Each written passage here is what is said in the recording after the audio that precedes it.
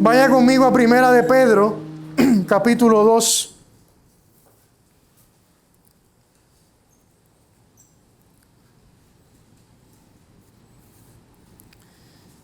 Vaya conmigo al verso 11 de ese capítulo 2. Primera de Pedro, capítulo 2, verso 11. Amén. ¿Estamos listos? Amén. Dice así la palabra del Señor. Amados, les ruego como a extranjeros y peregrinos que se abstengan de las pasiones carnales que combaten contra el alma. Mantengan entre los gentiles una conducta irreprochable, a fin de que en aquello que les calumnian como malhechores, ellos, por razón de las buenas obras de ustedes, al considerarlas, glorifiquen a Dios en el día de la visitación. Amén. Oramos. Señor, una vez más nos acercamos a tu palabra como iglesia, como congregación, y te pido que nos bendigas en esta hora. Te pido que hagas clara tu palabra a nuestra mente y a nuestro corazón. Te pido que podamos comerla, consumirla, y que nos nutra en esta mañana. Tu palabra es nuestro alimento espiritual, Señor. Bendice a la iglesia, que podamos estar atentos a lo que tú quieres decirnos, Señor. Aún a pesar de este vaso de barro, Señor. Glorifícate en esta hora, en el nombre de Jesús. Amén y amén. Pueden sentarse.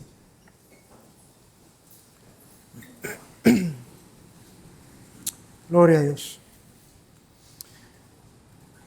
Amada iglesia, la vida cristiana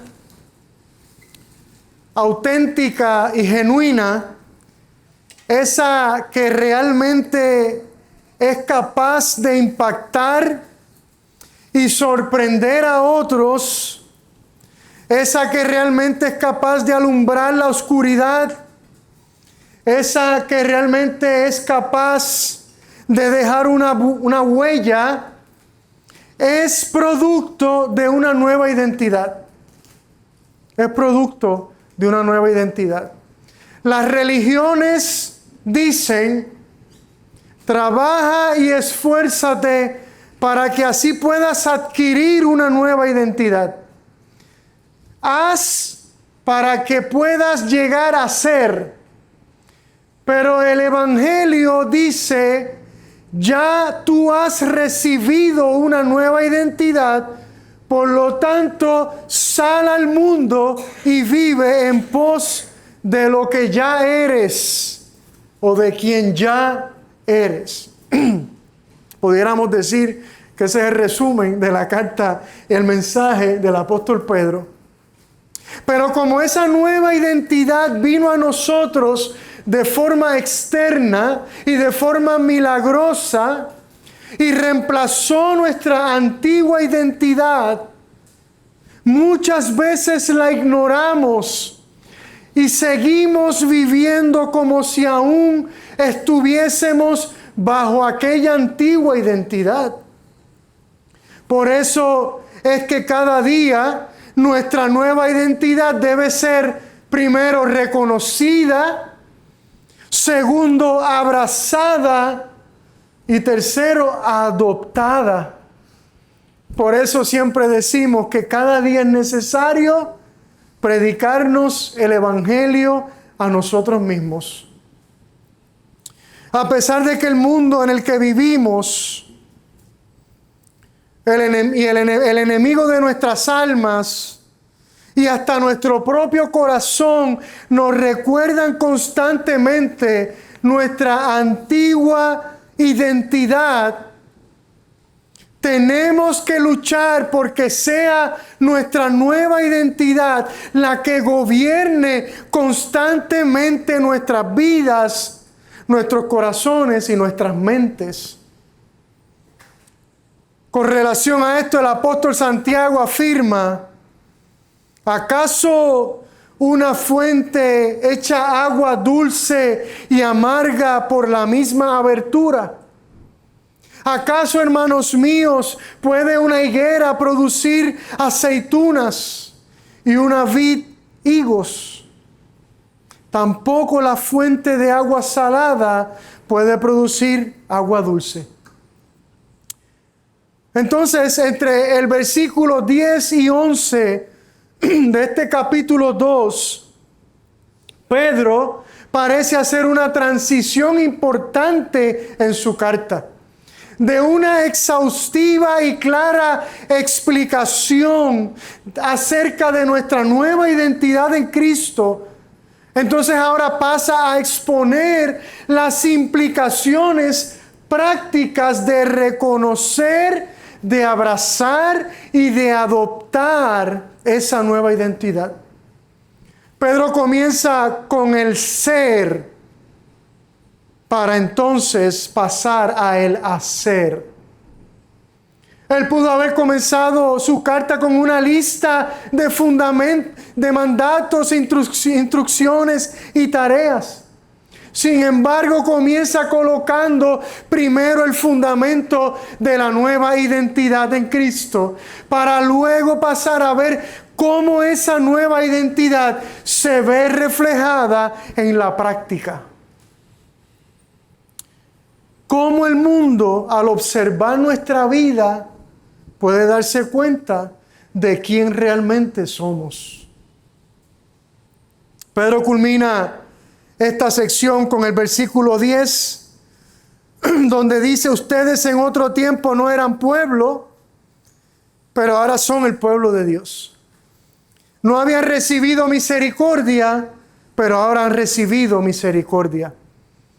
Es como si dijera: ustedes antes eran una cosa. Ustedes antes tenían una identidad, pero ahora son otra cosa. Ahora tienen una nueva identidad. Por lo tanto, a continuación les diré cómo deben vivir. Amados, les ruego, como extranjeros y peregrinos, que se abstengan de las pasiones carnales que combaten contra el alma. Pedro abre esta nueva sección con un amados. Y esto es muy importante, porque antes de pedirle a los creyentes que hagan cualquier cosa o que actúen de cualquier forma, estos deben recordar que primero que todo ellos son amados. Y que esa realidad nunca va a cambiar. Como nos decía Ariana, nada podrá separarnos del amor de Dios. Que al ser amados, el ser amados es parte fundamental de nuestra nueva identidad en Cristo. Que esa realidad es lo que define nuestra vida. Somos amados. Y es interesante porque no solo son amados por Dios, sino que me gusta esta parte de pensar que también son amados por su pastor, el mismo apóstol Pedro. Ese amor pastoral se ve a continuación cuando les dice: amados, les ruego, les animo, los invito. Luego Pedro vuelve a recordarle a los creyentes de su estatus migratorio, como lo hizo al principio en el saludo de su carta: extranjeros y peregrinos de la dispersión, como dice en el primer capítulo. Es como si les dijera: no olviden que aunque están en este mundo, ustedes no son de este mundo. No olviden que aunque viven bajo la autoridad de un reino terrenal, ustedes son ciudadanos de otro reino. Recuerden que mientras peregrinen por este mundo, ustedes han sido separados por Dios, separados para Dios, separados para sus propósitos. Mira, es interesante pensar que nosotros como cristianos tenemos la peculiaridad de vivir en dos reinos a la misma vez. En el reino de Dios y en el reino de este mundo. Aunque sabemos y tenemos la confianza de que Dios es el soberano de ambos reinos, aún a pesar de permitirle a Satanás ser el príncipe del reino del mundo. Y como ustedes han sido separados por Dios, separados para Dios y para sus propósitos, entonces absténganse. Manténganse lejos. Eviten las pasiones carnales que combaten contra el alma. Aquí Pedro no está hablando de aspectos externos a nosotros, sino de aspectos internos. La realidad es que aunque hemos recibido una nueva identidad, aún luchamos con una naturaleza pecaminosa, la cual está en pleno proceso de santificación. Y aunque estemos siendo transformados, aún tenemos la capacidad de permitirle a nuestra antigua naturaleza tomar control de nuestra vida, tomar control de nuestras acciones, tomar control de nuestros pensamientos, de nuestras emociones, aunque sea momentáneamente. Y a veces permitimos que nuestras pasiones carnales, o sea, nuestros deseos pecaminosos, nos dominen. Y es importante aclarar, hermanos, que el problema no son las pasiones.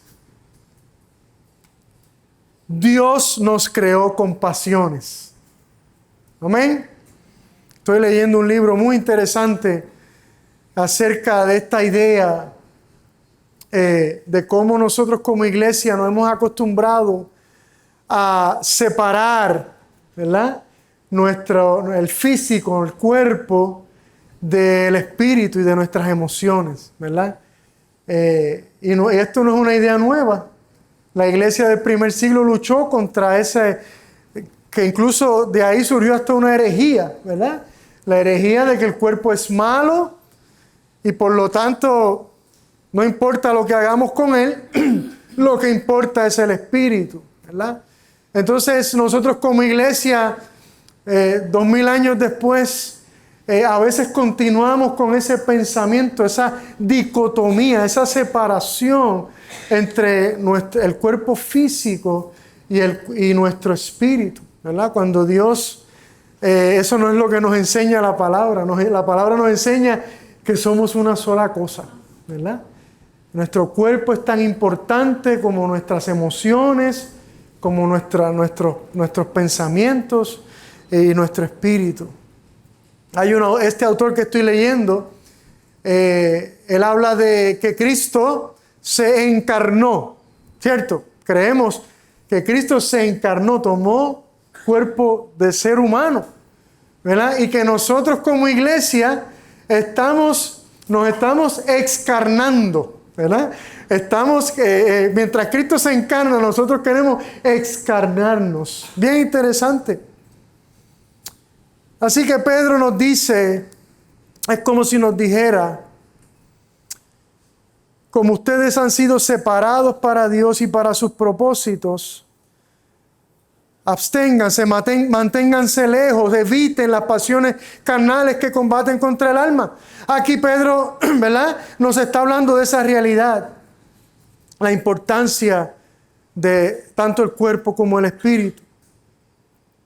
La realidad es esa, que luchamos con esa naturaleza pecaminosa. Y como les decía, Dios nos creó con pasiones. Las pasiones no son malas. Las pasiones son buenas. Nuestras pasiones nos hacen amar a nuestras esposas. Nuestras pasiones nos hacen amar a nuestros hijos. Nuestras pasiones nos hacen amar a nuestros amigos, a nuestros hermanos. Algunos amamos nuestro trabajo. Nuestras pasiones nos hacen amar a nuestro país, el lugar donde vivimos. No podemos demonizar las pasiones. El problema no son nuestras pasiones. El problema son los medios que utilizamos para satisfacer nuestras pasiones. ¿Ve? Por ejemplo, el Señor me creó con pasiones sexuales. Entonces, o satisfago esas pasiones de la manera como Él lo diseñó, con una esposa que Él me regaló en una relación de compromiso y de entrega de por vida, o lo hago a través de medios falsos y destructivos que lo que hacen es deshumanizarme, de excarnarme a mí y a los demás. ¿Ven? Por eso Pablo le dice a los romanos: vístanse del Señor Jesucristo y no piensen en proveer, en suplirle para las lujurias de la carne. También le dice a los Gálatas: pues los que son de Cristo Jesús han crucificado la carne con sus pasiones y deseos. ¿Ve? Fíjense que siempre nuestra nueva identidad va primero. Vístanse del Señor Jesucristo, los que son de Cristo Jesús. De la misma manera, Dios me creó con una pasión por prosperar, por echar para adelante, por progresar en la vida. El problema es si satisfago esa pasión a través del trabajo, el esfuerzo y la dedicación, o lo hago pisoteando y engañando a los demás.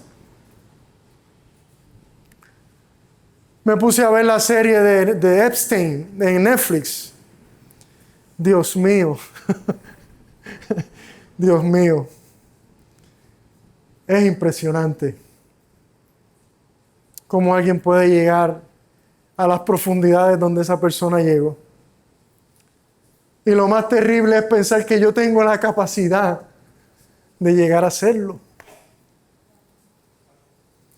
Pablo le menciona a los Gálatas muchos otros ejemplos de pasiones carnales, o como él llama, las obras de la carne: inmoralidad, impureza, sensualidad, idolatría, hechicería, enemistades, pleitos, celos, enojos, rivalidades, disensiones, herejías, envidia, borracheras, orgías y cosas semejantes.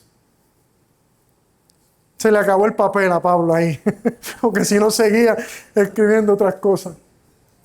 Y si usted se fija, todas estas obras de la carne no son otra cosa más que formas pecaminosas de satisfacer esas buenas pasiones dadas por Dios. Ya hablamos de las pasiones sexuales, pero mire, por ejemplo, la idolatría. La idolatría es una pasión carnal que busca satisfacer erróneamente nuestra pasión por amar a Dios.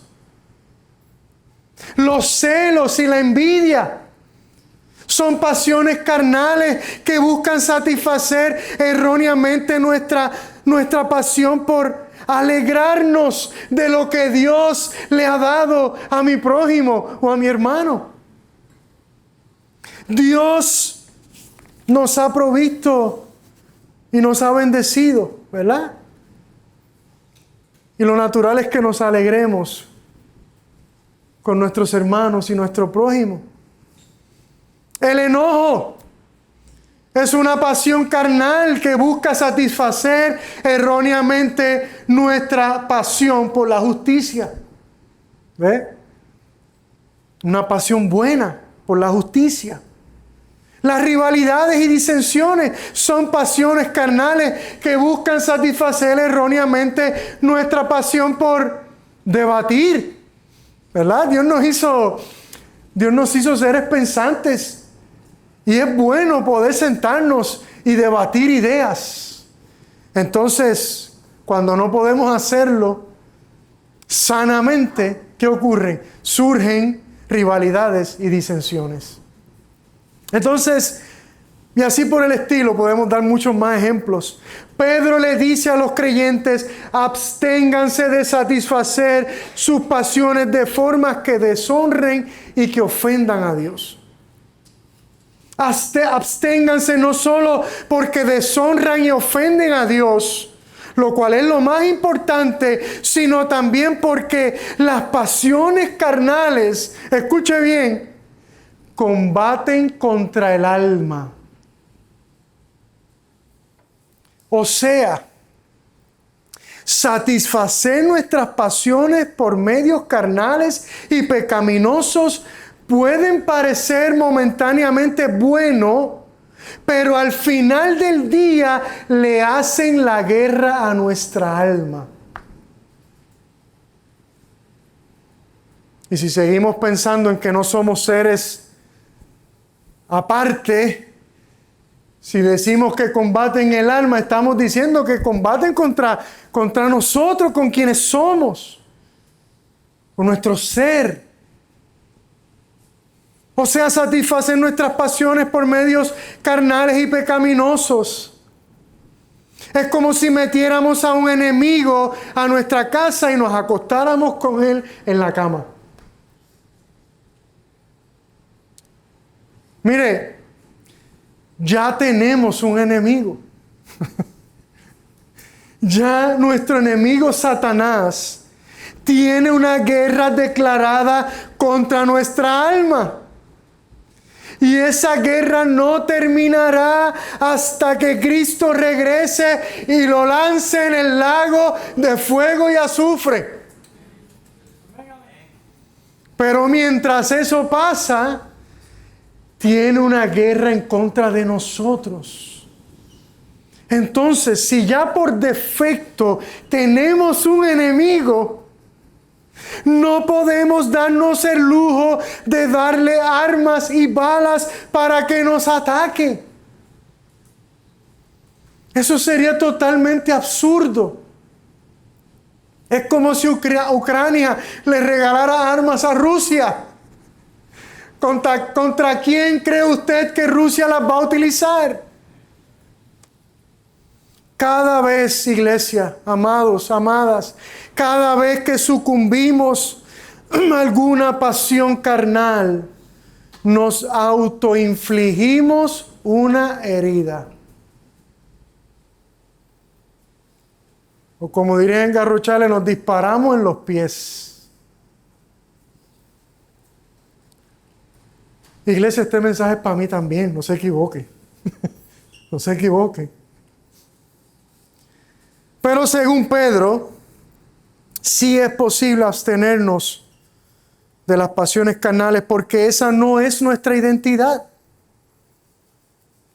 Y porque el Espíritu Santo está en nosotros y nos da la capacidad sobrenatural de alejarnos de esas pasiones carnales. Dios no nos pone restricciones en esta vida para mortificarnos. Al contrario, lo hace para vivificarnos, para proteger nuestras almas. Eso es lo que el mundo no entiende. Muchos creen que el cristianismo es un sistema de creencias lleno de prohibiciones y de restricciones. Nada más lejos de la verdad. El cristianismo es un sistema de creencias lleno de medios de gracia que buscan proteger y vivificar el alma del ser humano. Eso es lo que Cristo está haciendo desde el principio, tratando de restaurarnos. para que, como diría nuestro pastor Javier Gómez, podamos volver a ser humanos otra vez. Si hay algo que hizo el pecado, fue que perdiéramos nuestra humanidad, la forma en que Dios nos creó. Iglesia, el mundo que nos rodea ya es demasiado difícil y hostil como para que nosotros mismos también estemos saboteando nuestra propia alma. Por eso, ya que tienen una nueva identidad, no se lastimen ni se hagan daño a ustedes mismos. Entonces Pedro pasa de una implicación interna de nuestra nueva identidad en Cristo a una implicación externa. Porque nuestra nueva identidad tiene implicaciones internas y externas. Dice en el verso 12, mantengan entre los gentiles una conducta irreprochable a fin de que en aquello que les calumnian como malhechores, ellos por razón de las buenas obras de ustedes, al considerarlas, glorifiquen a Dios en el día de la visitación. Y no se preocupe, porque a mí se me hizo difícil también entender este versículo. La palabra mantengan tiene que ver con consistencia, con constancia, con perseverancia. Pero qué inconsistentes somos muchas veces en nuestra manera de vivir. Iglesia, el mundo necesita ver consistencia en nuestra manera de vivir, porque la consistencia produce credibilidad. Y lamentablemente lo más consistente que ha visto nuestro mundo de la iglesia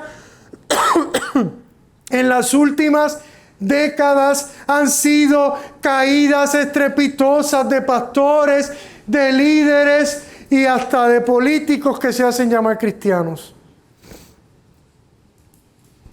¿Cuál es una de las características que más a usted le gusta de su restaurante favorito y que le hace regresar a ese restaurante? La consistencia. La consistencia. ¿Y cuál es la segunda característica? La calidad.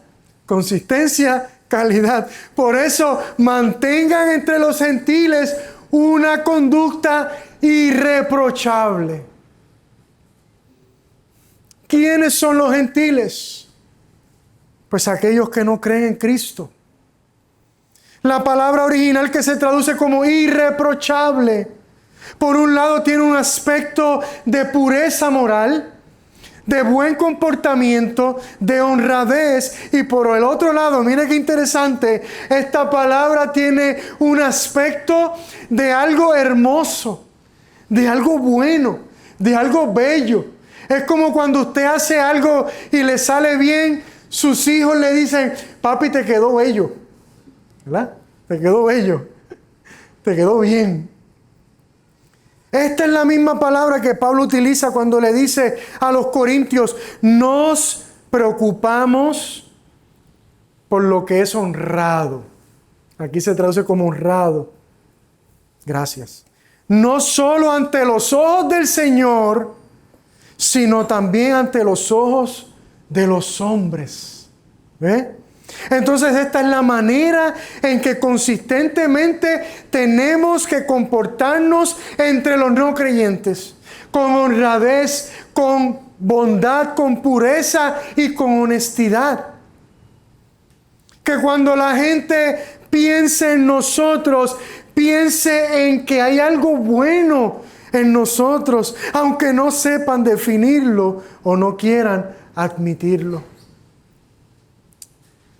Hace poco fuimos acompañé a Joana a una cita médica y nos pasó algo bien lindo, ¿verdad? Este doctor de muchos años, profesor de ciencias médicas, ¿verdad?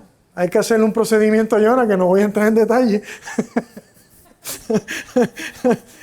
Jonah le pregunté, ¿y usted quién lo va a hacer? Y él, sí, yo no confío en nadie.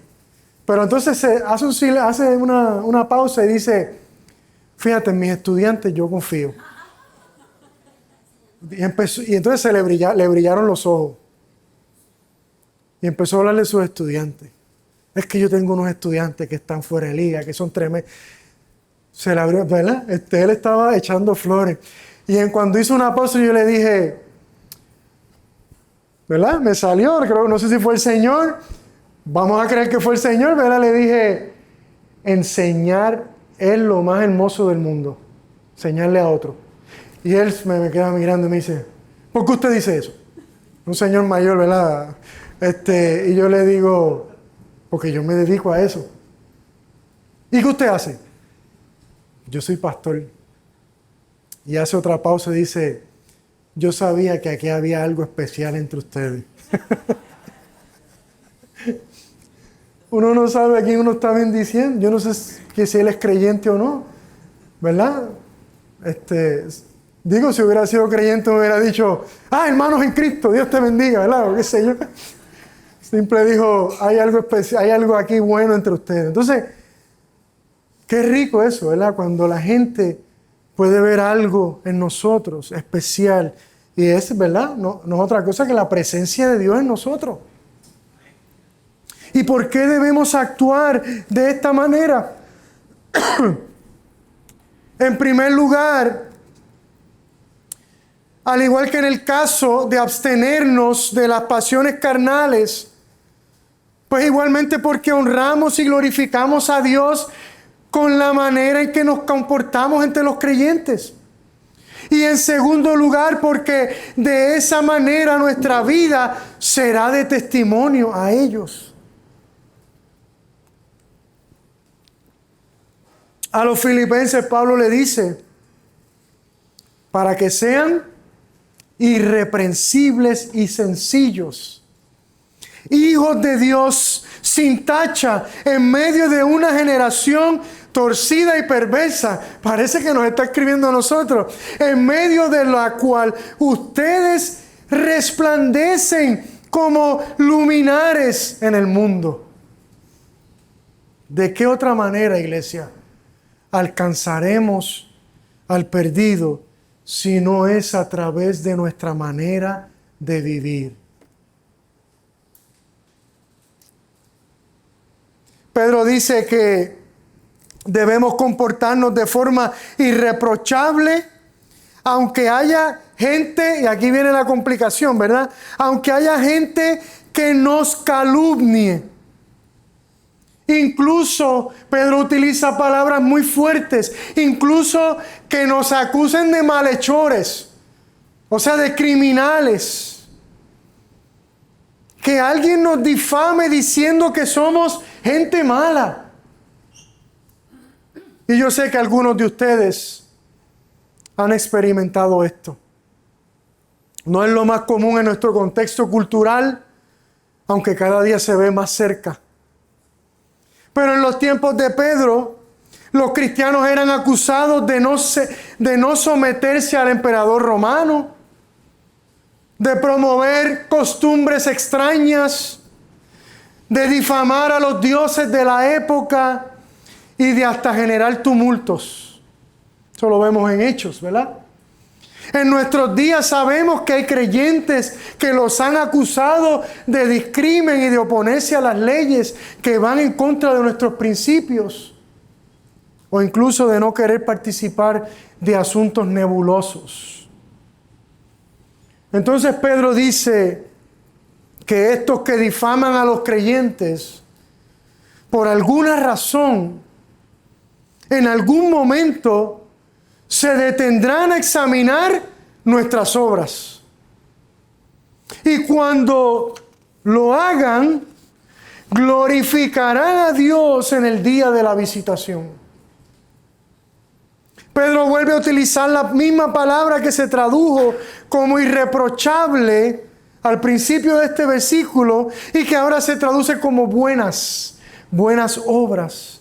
Y cuando habla del día de la visitación, es un poco difícil interpretar a qué se está refiriendo Pedro. Hay un debate. Algunos teólogos piensan que Pedro se está refiriendo a la segunda venida de Cristo. Pero otros piensan que Pedro se está refiriendo al momento en que el no creyente es visitado por Dios y éste rinde su vida a Cristo, o sea, refiriéndose a la conversión. Esta segunda interpretación hace más sentido cuando la vemos a la luz de unas expresiones que Jesús hizo en una ocasión. En ese momento en que Jesús observó la ciudad de Jerusalén y lloró sobre ella y dijo: si tú también hubieras sabido en este día lo que conduce a la paz, pero ahora está oculta a tus ojos. Porque sobre ti vendrán días cuando tus enemigos echarán terraplén delante de ti, te sitiarán y te acosarán por todas partes, te derribarán a tierra y a tus hijos dentro de ti, y no dejarán en ti piedra sobre piedra, porque no conociste el tiempo de tu visitación. Ahora, cuando examinamos este versículo, parece que hay una aparente contradicción. ¿Cómo alguien puede difamar a otra persona, luego examinar las buenas obras de esa persona y terminar glorificando a Dios? Y mi interpretación es la siguiente. Frankie habla hoy. Nosotros tenemos que insistir, iglesia, amados. Tú y yo tenemos que insistir en vivir constantemente vidas irreprochables delante de los no creyentes, especialmente de aquellos que nos difamen, porque en el momento menos pensado Dios puede utilizar nuestro testimonio para salvar a alguien. En algún momento Dios puede abrir los ojos de una persona y esa persona mirar hacia atrás y examinar nuestra manera de vivir. ¿Cómo reaccionamos ante el ataque? ¿Cómo nos comportamos? ¿Cómo tratamos a esa persona que nos difamó? Y al examinar nuestra manera de vivir, eso puede hacer que esa persona mire a Dios y se acerque a Él. Es como cuando Jesús dijo: pero a ustedes los que oyen les digo, amen a sus enemigos, hagan bien a los que los aborrecen, bendigan a los que los maldicen, oren por los que los insultan. Al que te hiera en la mejilla, preséntale también la otra, y al que te quite la capa, no le niegues tampoco la túnica. Porque después mirarán hacia atrás y pensarán en ti, en cómo actuaste, en cómo reaccionaste. Y Dios utiliza ese testimonio para alcanzarlos. Y qué maravilloso será el día que Jesús regrese. Aleluya. Qué maravilloso será nosotros poder ver a esa persona. Como cuando Esteban vio a Pablo entrar por las puertas del cielo. Se cayó todo hacia aquí, ¿verdad? ¿Cómo llegaste aquí? ¡Qué maravilloso en nosotros poder ver a esa persona que un día nos difamó o nos hirió o nos maltrató o nos calumnió, glorificando a Dios porque en algún momento el Señor lo visitó y éste cayó rendido a sus pies. Y para colmo enterarnos de que el medio que Dios utilizó fue nuestro testimonio, nuestras buenas obras, nuestra conducta irreprochable delante de ellos. Yo creo que nos vamos a sentir bien. Entonces, iglesia, en nuestra nueva identidad, lo que nos da la capacidad de abstenernos de las pasiones carnales y de comportarnos irreprochablemente ante los que no han creído en el Señor Jesucristo. Actuemos, iglesia, actuemos, porque ya somos, ya eres. Obedezcamos a Dios y no le hagamos la guerra a nuestra alma. Honremos a Dios y bendigamos a los hombres. Seamos fieles a Dios y a la misma vez impactemos a aquellos que nos rodean con nuestra manera de vivir. Amén. Estemos puestos de pie. Aleluya. Gloria a Dios. Gloria a Dios. Gloria a Dios.